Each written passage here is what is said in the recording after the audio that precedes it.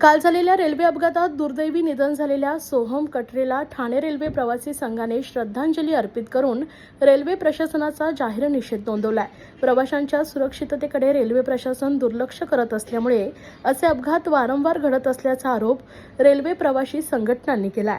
परीक्षेच्या काळात विद्यार्थ्यांसाठी विशेष लोकल सेवा सुरू करण्यात यावी अशी मागणी करण्यात आली असून महिलांसाठी विशेष लोकल सेवा सुरू व्हावी अशी मागणी रेल्वे प्रवासी संघटनांनी केली आहे। सोहम कटरेचा अपघात नसून रेल्वे प्रशासनानं खून केल्याचा आरोप प्रवासी संघटनांनी केला आहे। 30-35 वर्ष आम्ही रेल्वेने प्रवास करतो आणि तेव्हापासूनची गर्दी आम्ही पाहत आहोत वगैरे। आणि आता जसं जसं फार लोंढा येतो गर्दी फार वाढलेली आहे, महिलांची गर्दी वाढलेली आहे। आता मी जस्ट लेडीज स्पेशलने आले, अजिबात चढता मला सुद्धा आलं नाही। म्हणजे लेडीज स्पेशलला चढता येत नाही म्हणजे किती आम्हाला त्रास होतोय पहा। आम्हाला लेडीजच्या म्हणजे महिलांच्या डब्या हव्यात जास्त वाढून होत, महिलांचे डबे जास्त वाढून होत, महिलांच्या गाड्या सुद्धा जास्त, फक्त महिला स्पेशल हव्यात। आज महिला स्पेशलने मला चढता येत नाही, उतरता येत नाही, अक्षरशः शोकांतिका आहे। आणि तुमचे रेल्वेचे प्रोजेक्ट लवकर तयार होत नाही, त्यामुळे आम्हाला ह्या प्रकारे आम्हाला त्रास होतो आणि रोज मरून म्हणतात। आज जो विद्यार्थी मरण पावलेला आहे काल ॲक्सिडेंटमध्ये, हे जे शाळेचे विद्यार्थी आहेत त्यांच्यासाठी खास स्पेशल ट्रेन सोडा मी म्हणते। नाही जमलं तर जे तिकडे परीक्षेला उभे आहेत, जे राहतात ना, त्याच आवारामध्ये यांचे परीक्षा केंद्र ठेवावं। मुख्यतः असा बळी गेला नसेल। आज मी ह्या श्रद्धांजली खरी वाहते, अशा प्रकारे वाहते की तुम्ही फक्त एवढंच टीव्ही दाखवा की हा मुलाचं निधन मरणाने तर तुम्ही जागे व्हा। हा आज आपल्या घरातला मुलगा वारला असता तर कसं झालं असतं? प्रत्येक घरातल्या लोकांनी आता विचार केला पाहिजे, आपल्या घरातला मुलगा उद्या जातो ते परत येतो की नाही। तरी सर्वांनी आता उठलं पाहिजे, आता जागे व्हा। आता सर्व संख्येने आम्ही आंदोलन केलेलं उभं आहोत, कारण का आम्ही तळकळीची विनंती होतो, उद्या माझ्या घरात जाईल, उद्या तुमच्या घरात जाईल, तर अगदी जागे व्हा। तुम्ही ट्रेन वाढवा आणि मुलांना परीक्षेच्या वेळेला योग्य ते त्यांना सुविधा द्या।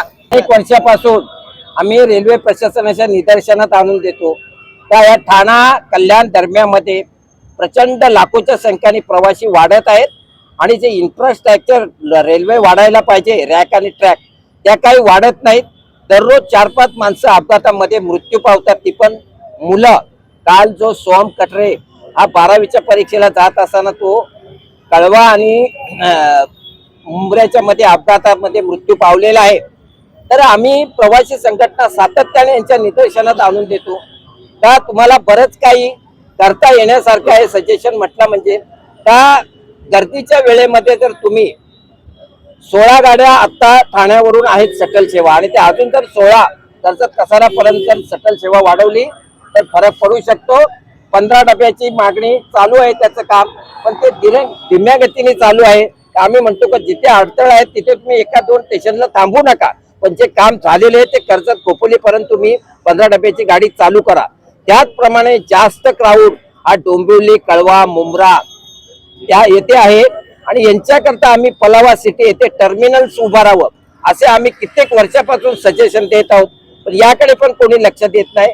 तिथून जर टर्मिनल सुरू केलं तर लोकल सुरू केल्याने अर्धे प्रवासी तिथे बसतील डोंबिवलीची, पुढे दिव्यावाल्यांना बसता येईल सुरक्षित, कळवा मुंब्रा कव्हर होईल।